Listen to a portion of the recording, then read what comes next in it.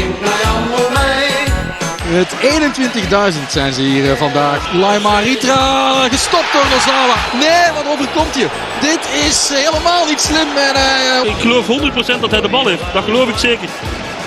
Ja, hij heeft de bal. Krijgt een herkansing. En dan scoort hij. Anthony Valencia. Great Old klimt op voorsprong. Hier is Moore en die scoort wel. In de korte hoek geklopt. En nu fluit de scheidsrechter wel af. Roeit de wind, kom lot de tong zijn rollen. Je zult vandaag weer zeggen